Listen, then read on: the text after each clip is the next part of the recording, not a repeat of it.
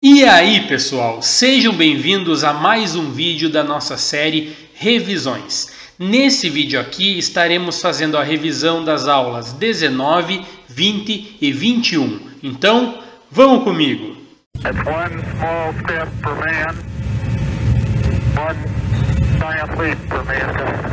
Então vamos lá, pessoal. As aulas 19 e 20 foram aulas de revisão lá no final do primeiro trimestre. Mas aqui eu acho que teve algum erro de continha, que o pessoal errou o número das aulas. Então, em vez de ser aula 16 e 17, virou aula 19 e 20. Então, esse vídeo aqui eu vou apenas comentar isso sobre as aulas 19 e 20 e a gente vai começar direto os assuntos da aula 21, tudo bem?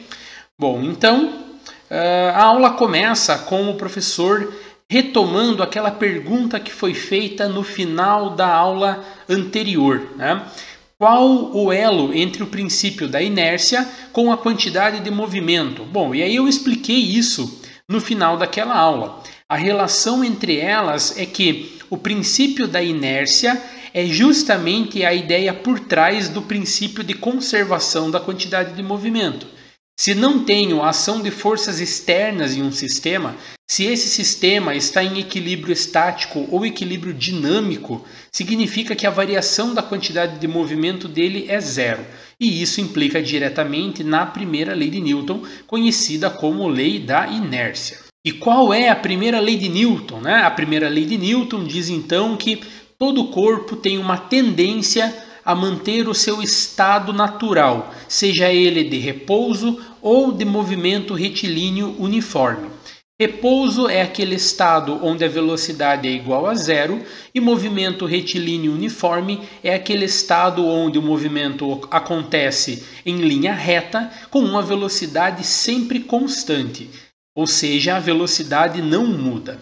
Mas quando há variação da quantidade de movimento? Bom, se há a variação da quantidade de movimento, significa que há então variação ou na massa ou variação na velocidade. Vamos trabalhar aqui com os casos onde há apenas variação na velocidade.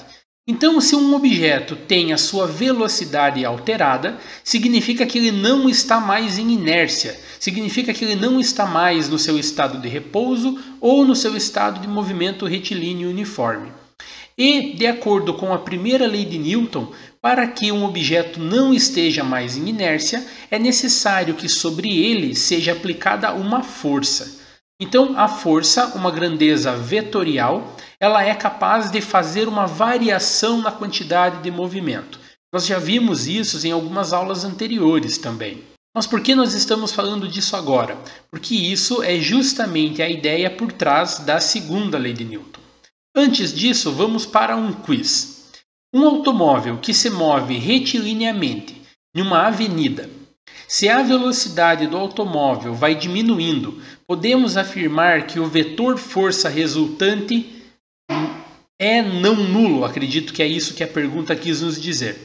Sobre essa afirmação, podemos dizer que ela está certa. Sim, se um movimento ele acontece com a velocidade sendo diminuída, significa que ele não está em inércia. Se ele não está em inércia, a força resultante sobre o sistema não pode ser nula, não pode ser zero. E aqui na sequência vem então a segunda lei de Newton, que é conhecida como o princípio fundamental da dinâmica. A segunda lei de Newton diz que a força resultante que atua sobre um corpo é capaz de realizar uma taxa de variação na quantidade de movimento. E o segredo está aqui na palavra taxa. Taxa na física significa variação no tempo. Taxa de variação do espaço é o espaço dividido pelo tempo. Taxa de variação da velocidade é a velocidade dividida pelo tempo.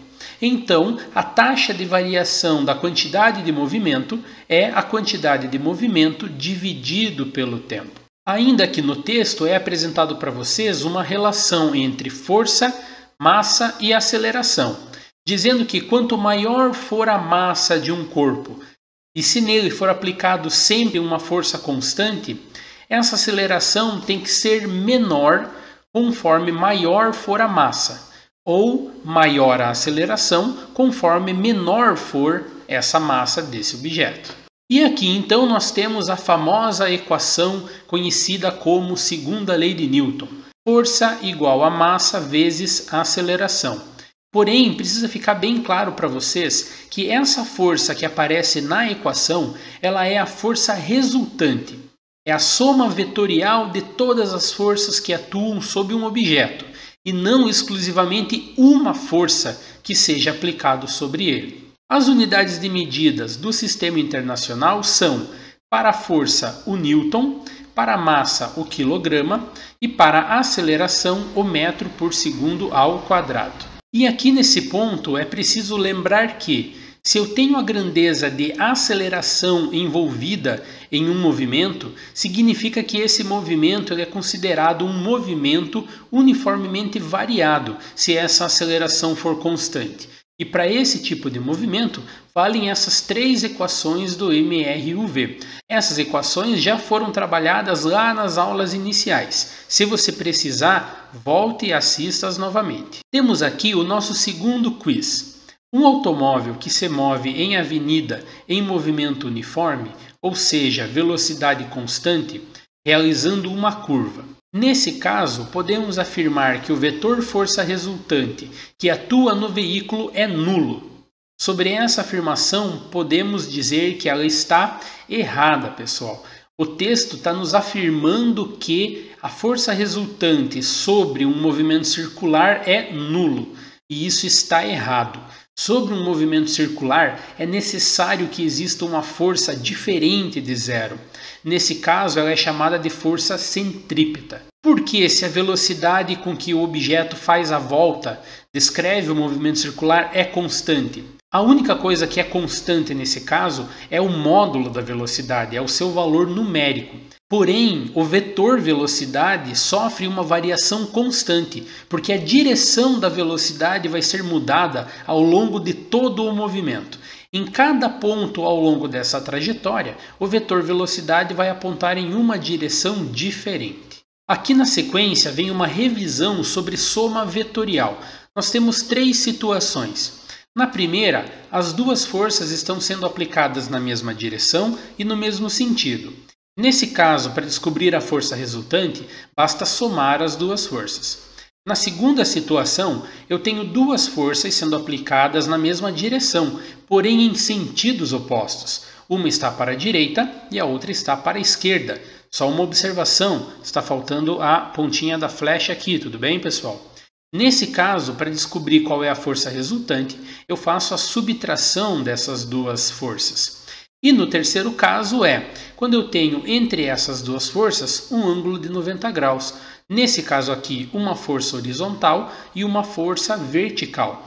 Para esse caso, eu preciso aplicar então o teorema de Pitágoras, pois a força resultante vai ser a diagonal do triângulo formado por essas duas forças. Exercício número 1. Um vagonete de massa 100 kg está em repouso sobre trilhos. Em um momento, uma força resultante paralela ao trilho e para a direita de intensidade de 50 newtons. Tá, mas ele não fala o que acontece? Existe uma força? Foi aplicada uma força? Não explica nada aqui? Meu Deus! Calcule a aceleração e indique a direção do movimento do vagonete. Então, se eu quero saber qual é a aceleração de um objeto que está sofrendo a ação de uma força resultante, eu vou utilizar a segunda lei de Newton. Força resultante igual a massa vezes aceleração. No enunciado da questão diz que a força resultante vale 50 newtons e diz que a massa do vagonete é de 100 kg. Então eu substituo F por 50, M por 100, ficando apenas o A como incógnita nessa equação. Se o 100 está fazendo uma operação de multiplicação com o A, para que ele possa passar para o outro lado da equação, eu preciso fazer agora uma divisão. Fica então A igual a 50 dividido por 100. E, fazendo essa divisão, a aceleração igual a 0,5 metros por segundo ao quadrado. Exercício número 2. Um carrinho de massa 10 kg é empurrado horizontalmente sobre uma superfície plana horizontal, com força constante de 20 newtons. Uma força resistiva de 5 newtons contra o movimento atua sobre o carrinho. A aceleração do movimento do carrinho é igual a... Bom, então aqui nós temos um desenho da situação onde o carrinho tem uma massa de 10 kg, está sendo puxado por uma força de 20 newtons para a direita e existe uma força de resistência sendo aplicada para a esquerda de 5 newtons. Eu quero descobrir qual é a aceleração desse carrinho. Então, novamente, se eu tenho forças sendo aplicadas sobre um objeto e eu quero encontrar a aceleração desse objeto, eu uso a segunda lei de Newton. Força resultante igual a massa vezes aceleração. Porém, aqui muito cuidado. Força resultante, pessoal, a soma vetorial de todas as forças que atuam sobre esse carrinho. Se eu tenho uma força para a direita e uma força para a esquerda, então para encontrar o valor da soma vetorial delas, basta eu fazer uma subtração. Por isso que aqui no lugar da força foi substituído pela subtração das duas forças. 20 menos 5 igual a 10, que é a massa, vezes A, que é a aceleração. 20 menos 5, 15. 10 está multiplicando, passa dividindo. Resultado, então, 1,5 metros por segundo ao quadrado. Exercício número 3, pessoal. Paulo faz compras em um supermercado. Quando preenche completamente o primeiro carrinho com mercadorias, utiliza-se de um segundo, que é preso ao primeiro por um gancho, acredito eu. Sendo a massa do primeiro e segundo carrinho de, respectivamente, 40 kg e 22 kg, e a força aplicada por Paulo tem módulo igual a 186 N, e desprezando forças atrito, a aceleração máxima será d, então agora eu tenho um sistema que tem dois objetos com massa interligados entre si.